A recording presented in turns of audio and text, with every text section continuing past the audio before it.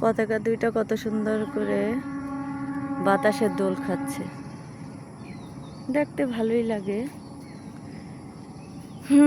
যখন ফুটবল খেলা আসে এখানে সেখানে পতাকা আর পতাকা। আমাদের ঢাকা শহর তো পুরা ছাদের ভিতরে ছাদ ভরে ফেলে পতাকা দিয়ে, এখানে গাছের উপর দিয়ে লাগিয়েছে, ভালোই লাগতেছে।